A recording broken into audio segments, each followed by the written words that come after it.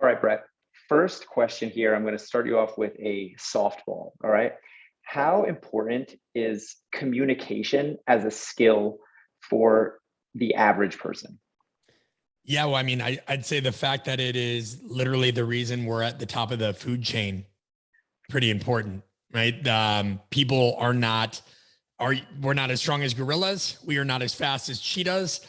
We cannot swim as well as dolphins. Literally, we are the preeminent social animal in the world, which is why we're on the top of the food chain. So I think communication is not only a critically important skill, I would say that without our ability to communicate at a high level, that we are likely to get eaten, out hunted, or outmaneuvered by something else. And there's a litany of data that proves that. And if people aren't convinced by that, literally the worst punishment you can do to another human being is social isolation. So we know that when people go into social isolation in prison or anything like that, a part of the brain actually shrinks.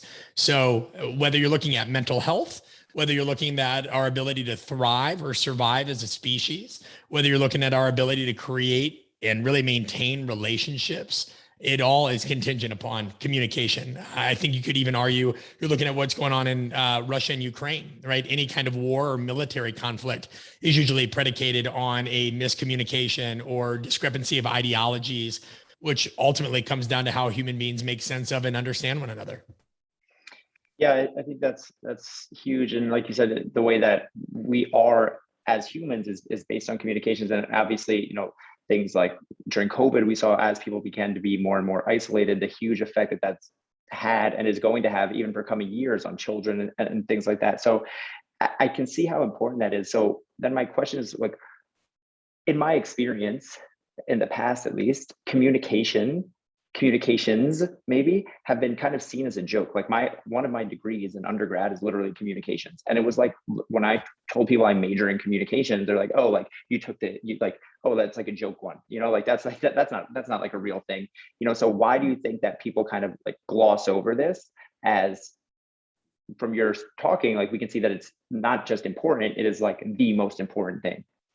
Yeah, I mean that's a first to me, but I mean I can appreciate the fact that anybody, based on something that they perceive to be easy or not well understood, they'll they might just misinterpret. I mean, the leadership industry on average spends about $365 billion a year on communication. Most companies, Fortune 500 companies, have communications directors.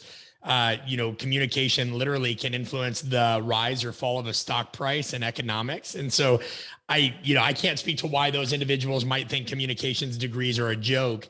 I think that it's a real simple retort. If people don't think communication is important, go ahead and communicate in an awful manner and see how much your life improves. And it probably won't be much, right? Like by and large, better communicators get paid more. They get more opportunities.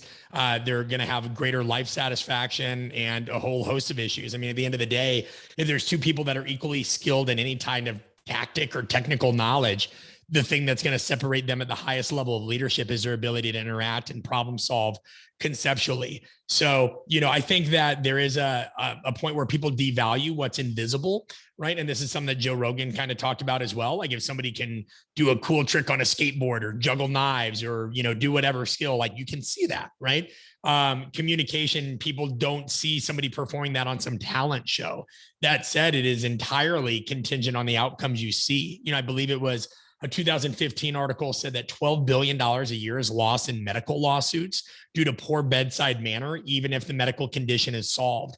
So, when people say, hey, if people say, hey, that's not important, I think if they just look at their life and think, man, is there ever a time I put my foot in my mouth? Is there ever a time that I maybe embarrassed myself, said something I shouldn't have, missed an opportunity? But at the end of the day, I think most people that if there's anybody that thinks that stuff is a joke, that should be a warning sign. I think of it like Ray Dalio said about investing. He doesn't worry about people that are concerned, right? He's concerned about people that don't worry. So by and large, people that think they're good at communication or think that they've already got it locked in are usually the biggest problem.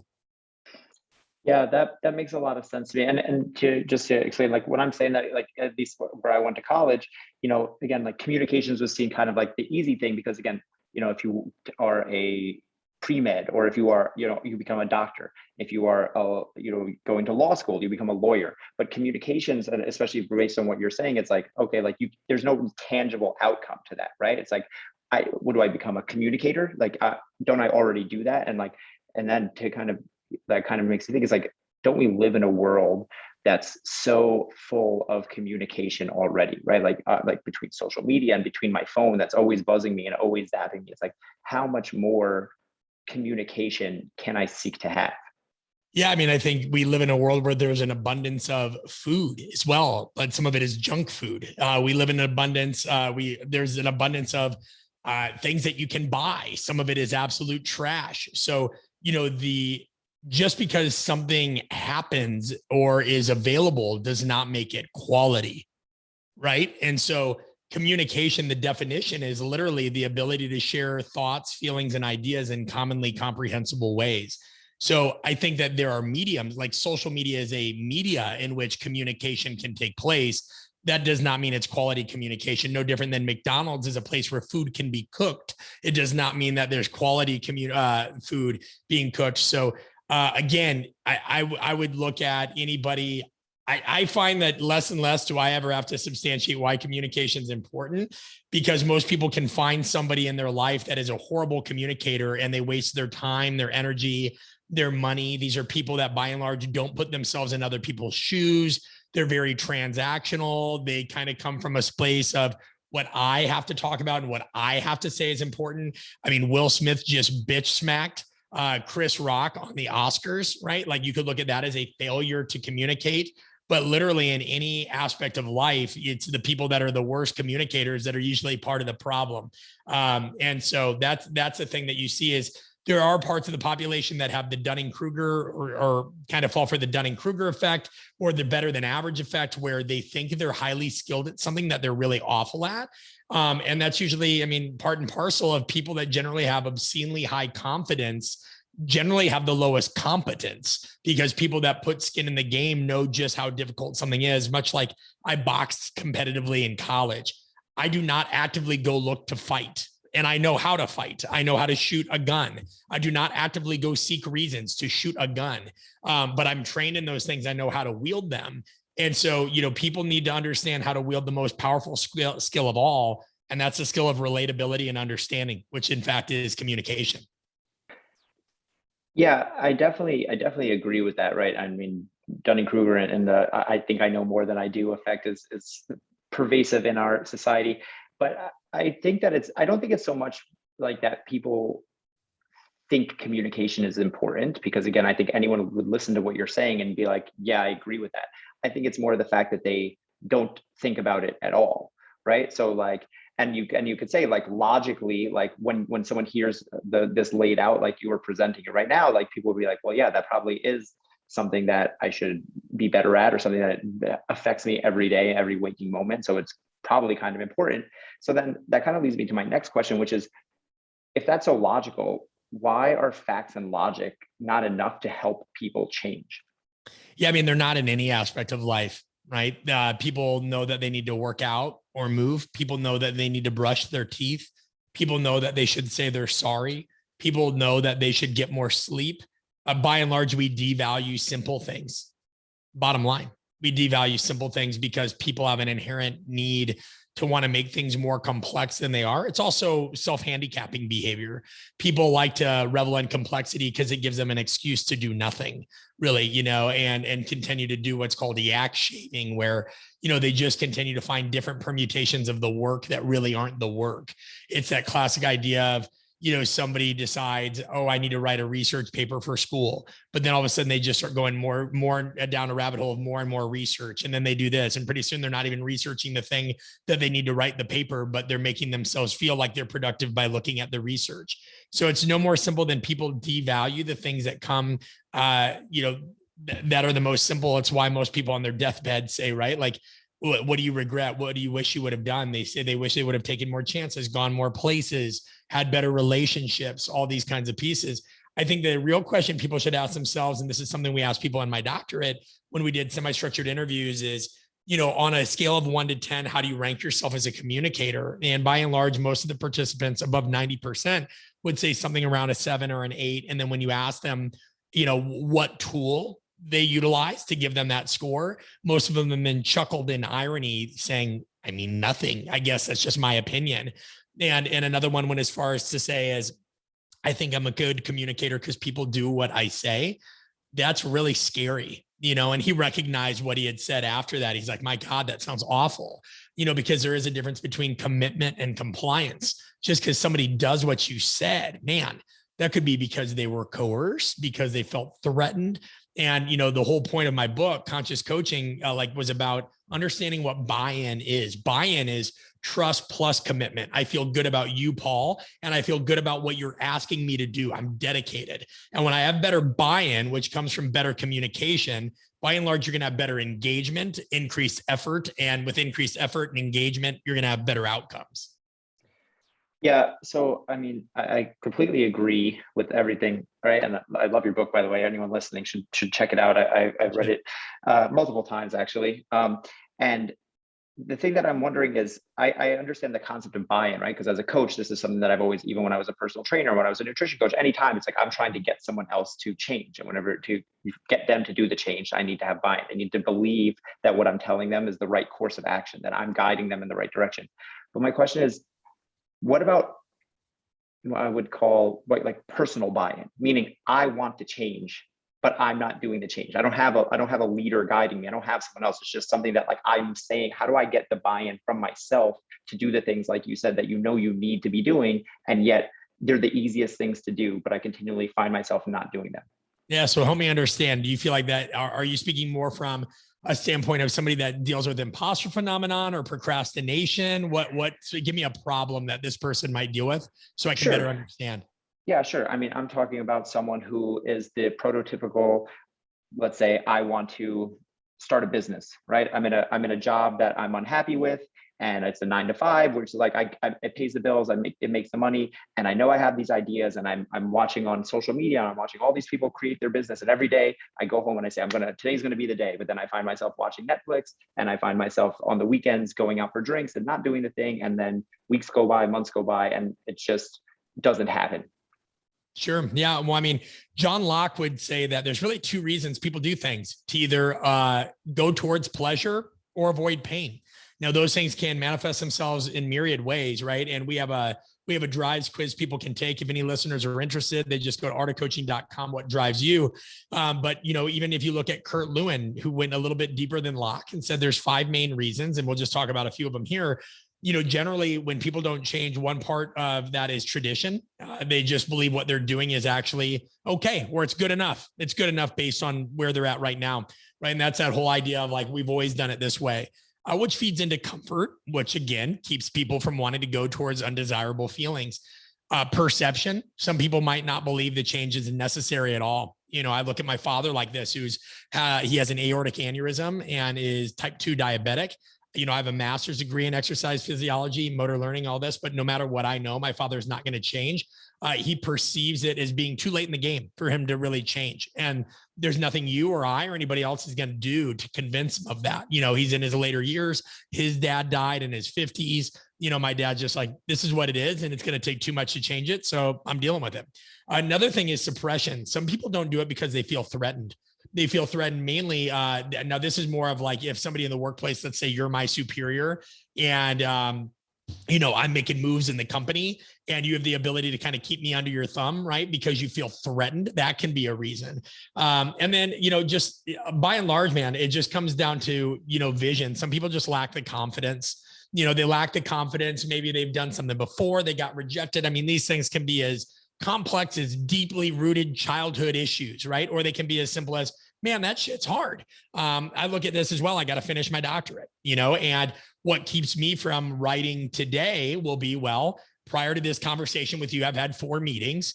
I'm getting a bit antsy. I got to go pick up my son from daycare. I got to do this and this and this. And I might not write tonight. And no matter how much I know I need to write, the fact is like, just to try to get it all done and to do this, it's extra work, right? And so generally, if you look at people wanting to avoid pain, go towards pleasure, the fact that people lack in confidence, people overcomplicate things, people self-handicap, because it's a narrative that allows that failure to be easier and more palatable. And then finally, also people have an external locus of control.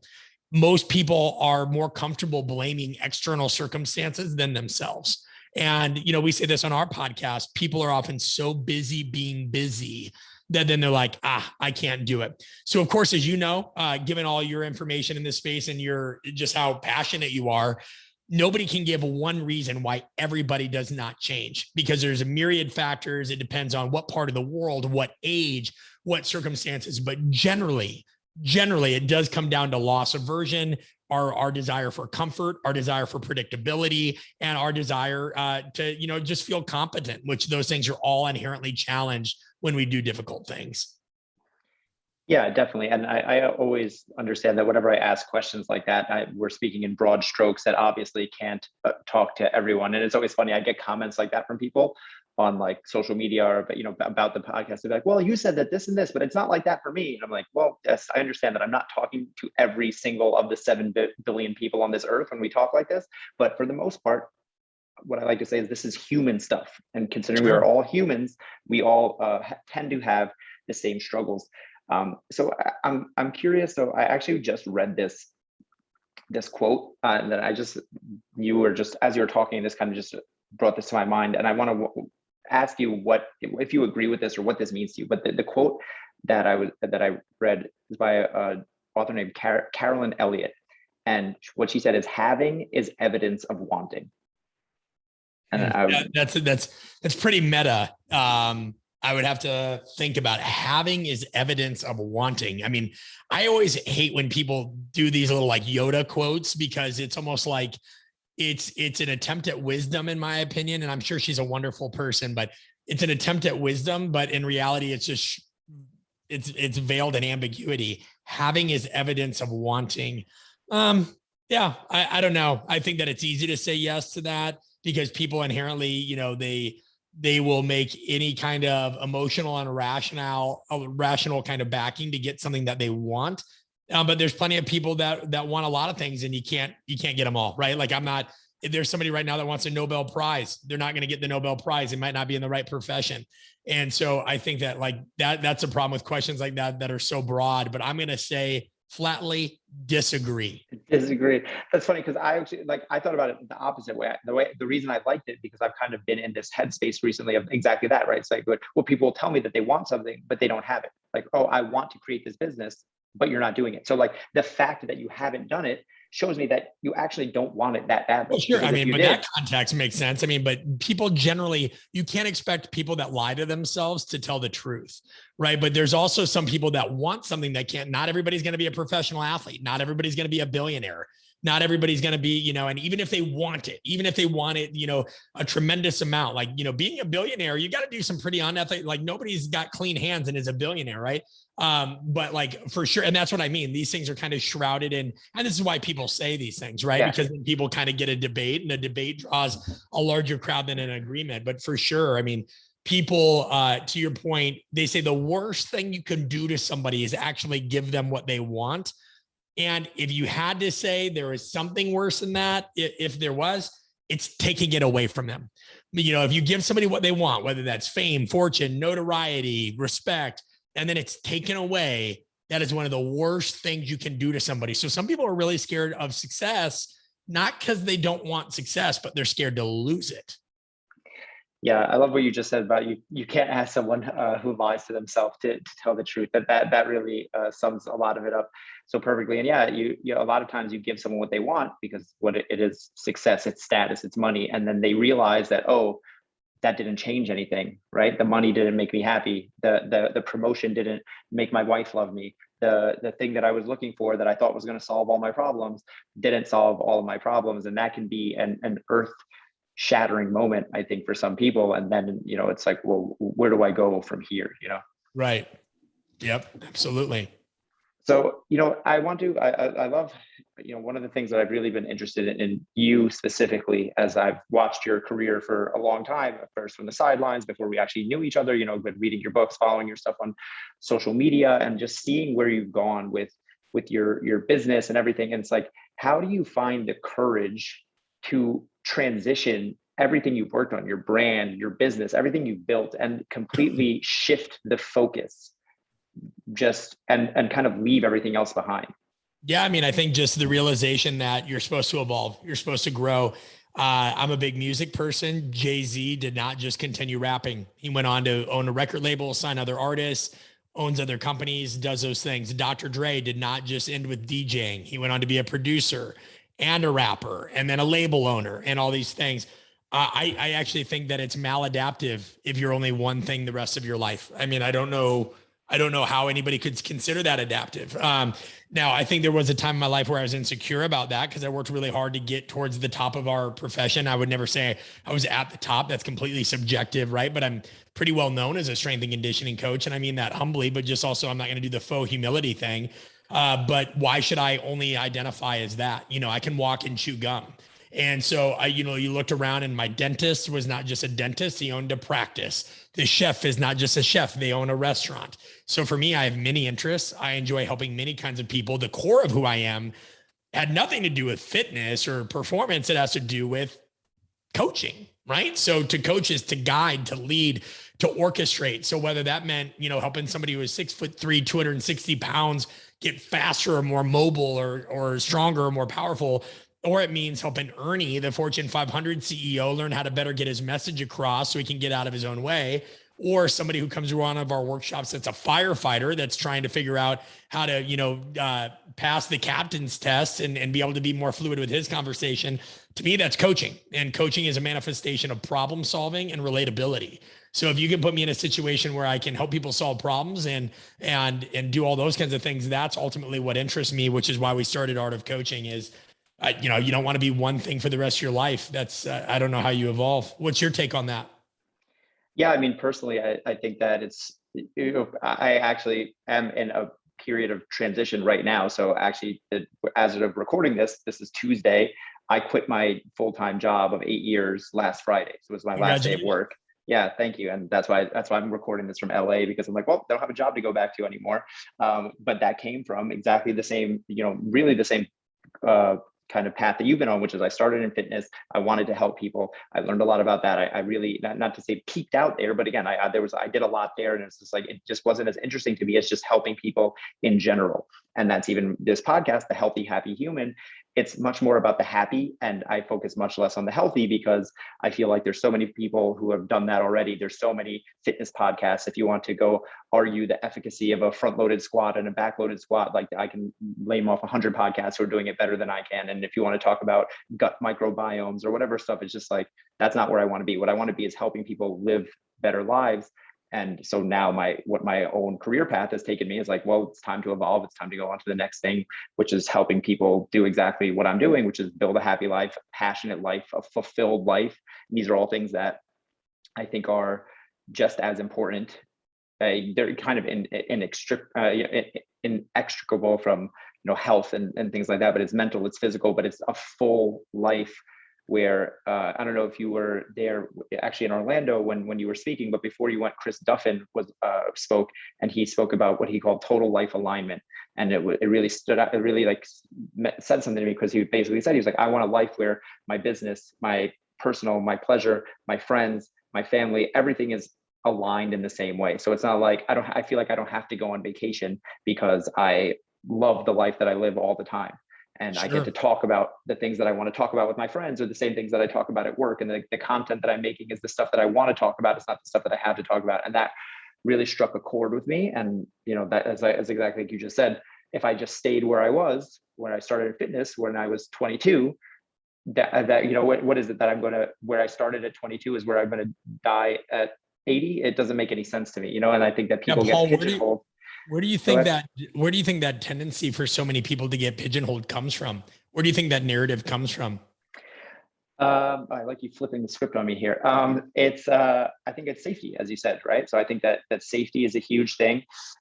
It's the fear of failure, right? And it's uncertainty, because if you had certainty, right? The analogy I give all the time is, if I told you, sign a contract today, and in 1 year, you will guaranteed get the result. It's $1 million, right? You work on your business every day for the next 365 days, and there's $1 million check waiting for you.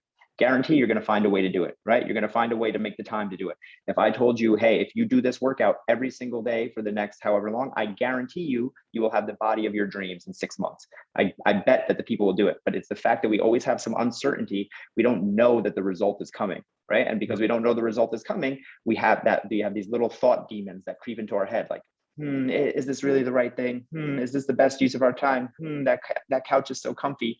And it ekes its way into our brain.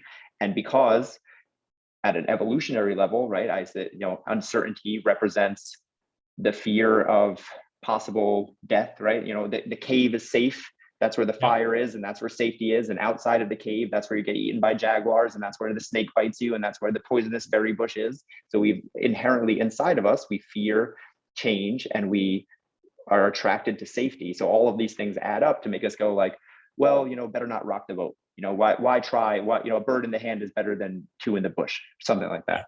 Yep. Yeah. It's a good take. So, because we've talked about all of this stuff, we're talking about communication, the change, right? Another thing that you talk about a lot, that I've learned a lot about from you, is leadership in general. And something I think about leadership a lot, and a question I wanted to pose to you is there a difference between a leader and just a human? Yes, there is, but they're all stakeholders, right? I think that people need to understand that talking about leadership without talking about other humans or stakeholders that are involved is like talking about learning how to clap, but with only one arm, right? Like you have to be able to, these things are part and parcel, but yes, there are, like in leadership, which is really a process of influence. That's what leadership is. It's a process of influence. And by and large, it's also contingent on communication. Communication is not just the simply a medium through which leadership happens to be exercised. It is part of the very substance of it. And so leaders there has to be a differentiation between leaders and other stakeholders, even though they're all together, right? Like leadership and being a leader are different things. Leadership is the leader, other stakeholders, and just other aspects of the context and organization, right? How they all come together to create the act of leadership. But there of course is going to be certain people that are in leader-based positions and others that are in more stakeholder positions. So I think we have to differentiate when we're talking about leaders and leadership first when we talk about that. But yeah, I mean, there are humans that they might be leaders in their own household. They're not leaders on the macro side of things. But their opinions matter, and they do have power. And that's a big part of what my life is teaching people how to utilize and recognize the power they have, no matter where they fit in that stakeholder continuum.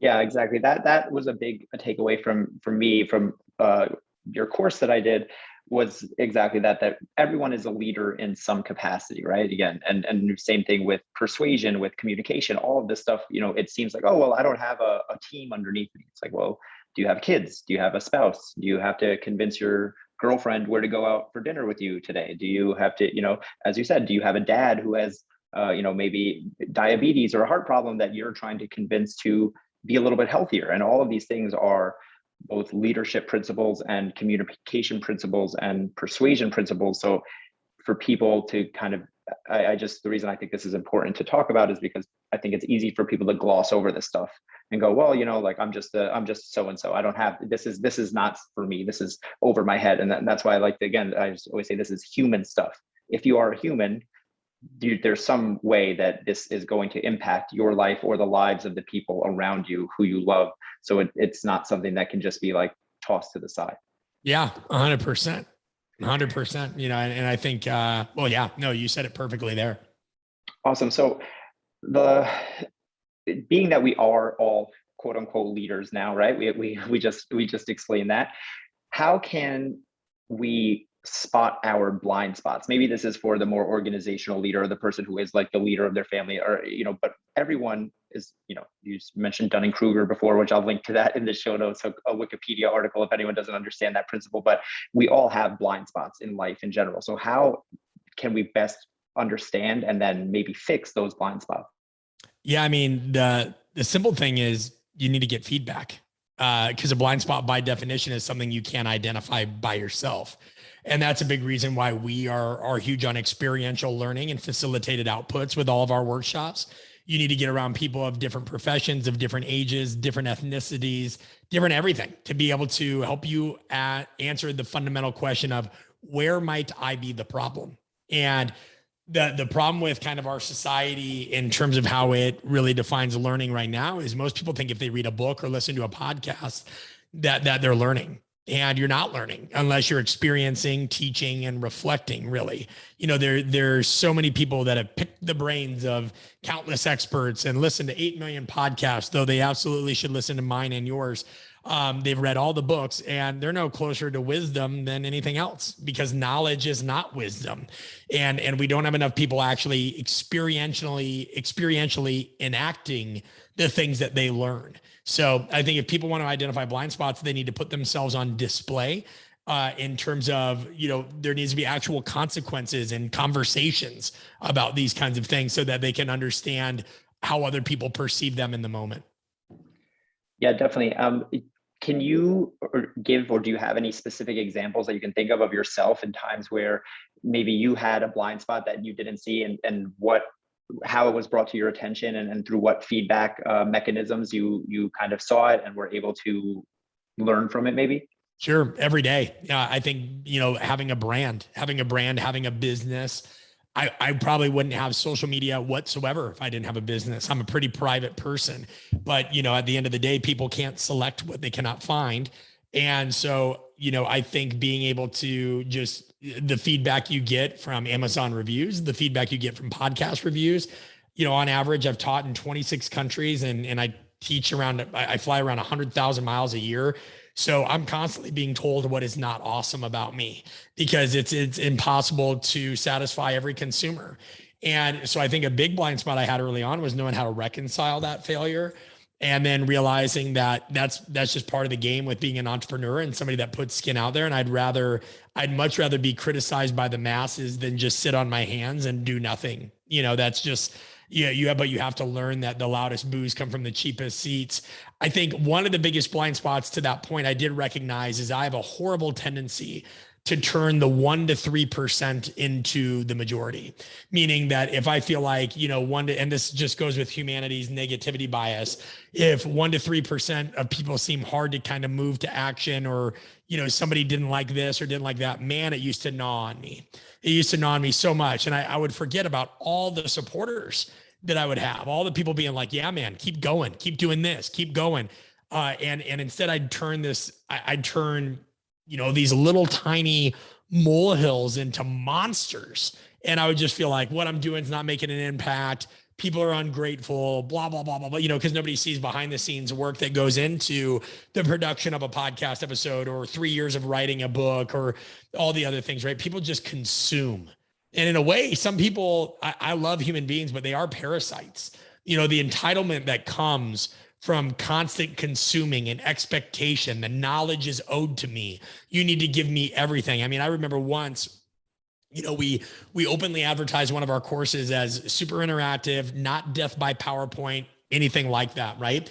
And if we do have a lot of PowerPoint, sometimes we're just on that slide for like a minute, or maybe even a second. It might just be a point. But anyway, we openly advertise it like it's impossible not to understand that. And somebody comes, and after day one, I'm like, how you doing? And he's like, oh, I love it. This is game changing. This is going to change every way. Cool. So halfway through day two, how you doing? You check in with people. Great, great, great. Then writes us the most god awful review saying there weren't enough slides. There needed to be more PowerPoint. Now, mind you, there were 326 slides that were shared throughout the entire weekend, 326, and advertised as a non-death by PowerPoint clinic. And this person, despite checking in, was like, but then you just realize some people are just like that. Conversely, we had somebody that the entire 2 days complained, and we thought she hated it, of this brand builder clinic we did. And then on the back end, she gave us the nicest recommendation, said it changed your business. So you just, man, people don't really know how to express what they feel all the time. And that's a manifestation of many other things in their life. And so I learned how to not internalize that so much and just keep plugging. You're a quarterback for a team. You're going to throw an interception. It is what it is. I don't know one pro athlete that I coach that has never gotten booed. Yeah, I think that there's so many important pieces that you just hit on that I want to kind of reiterate. One is the negativity bias, right? I talked about this probably more than anything else. I teach multiple courses, and coaching every single one has a section on negativity bias, because to me, this is the most important thing. We are inherently inclined to pay more attention to the negative, right? Again, it's a safety thing. And as you just said, that the negative might only be 1% to 3%, 5%. It might be the one review, but that's the thing we go back to, is that one troll. Especially in social media days, these voices are amplified. So having a way to not let that gnaw at you is so important, because it's going to be there, right? This is the whole thing. It's because the opposite of, that would be perfection. And we know that perfection is not real, right? To say that I'm just going to have 100 5-star reviews and 0 like 1-star, like on my podcast, I have I think at the time of recording this, 70 something reviews on my Apple podcast, which we know are powerful, right? And they're I have the 4.9, almost five stars, because I have 70 something 5-star reviews. And then there's 2 3-star reviews. And they're not 1. They're just yeah, Paul is cool, but I didn't like when he said this. And it's just and I just read it, and I didn't think anything. I just laughed, because it's just that's real, it would be ludicrous of me to think that forever, as I grow this podcast and more people listen, that I just always going to stay 5 stars forever. So I just thought if you need it, you shouldn't be doing that. If you need that kind of adulation and all that. I mean, there used to be this old Zig Ziglar, or it was Zig Ziglar, I can't remember, quote of, if you want to be liked by everybody, sell ice cream. But even that you couldn't do that anymore, because then somebody's lactose intolerant, So I think that's why you got to get around other people that know what it's like to put skin in the game like that, Yeah, for sure. And I learned this a long time ago about physical looks, because I remember I used to have a beard, a big beard, right? And I remember everyone was talking about beards are so in right now, right? It's oh, the girls love the beards. The girls love the beards. Just grow your beard, and they'll get all the girls.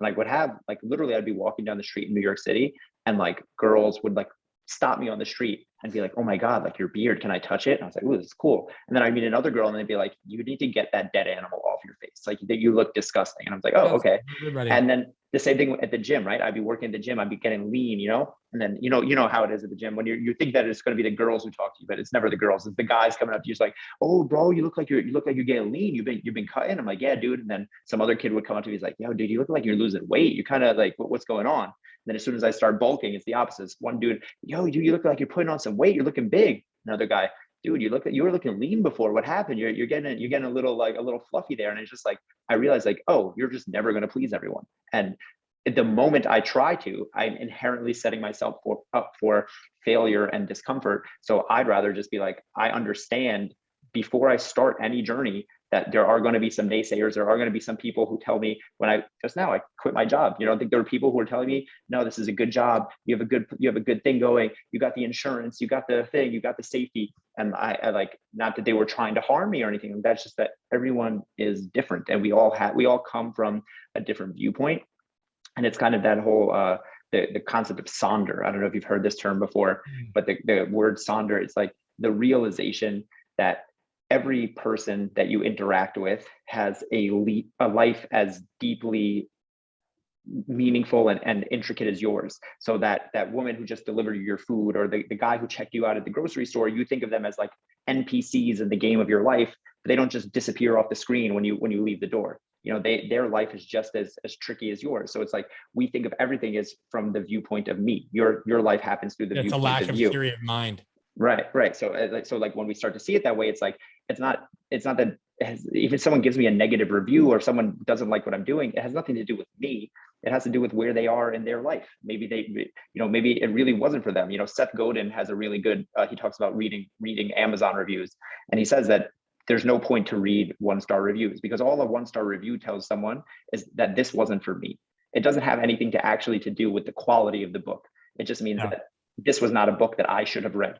And that's how it is with everything in life. And that we should, if we can start to think about things that way, it's much more freeing, because you don't have to fixate on that 1%. And as you said, there's so much good that you're doing in the world, and there's so much good that you are helping people. Think about you have a workshop with 50 people and 48 of them leave glowing, and you're thinking about the 2 people who aren't. Is it's the definition of insanity, Sure. Yeah. I mean, and again, that's why we need more people to actually put skin in the game, because there'd be less critics of things if they actually knew what it took, bottom line. But we have by and large a society, and it'll never change. It'll never change in terms of the ratio, because just by and large, the law of large numbers and how hard it is to actually build and create and deliver and ship, it just is going to be what it's going to be. You're always going to have more kind of armchair experts than anything else.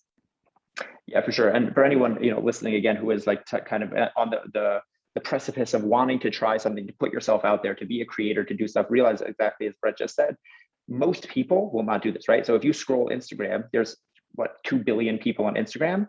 I think 2% are creators. Most people are consumers. Same thing on Twitter. Same thing on any social media thing. So we get caught up in this thing, but realize that just by the fact of you putting yourself out there, you're doing more than most. You're putting skin in the game, as Brett said, and that's a very powerful thing, because you're taking away your safety, and that is hard, and that's why most people won't do it. So that's why it leads to the fame and the accolades or whatever. Not always, but it can, because it's it's you, with no risk comes no reward. So I think that it's just an important thing for people to realize that, like, if it were easy, everyone would do it.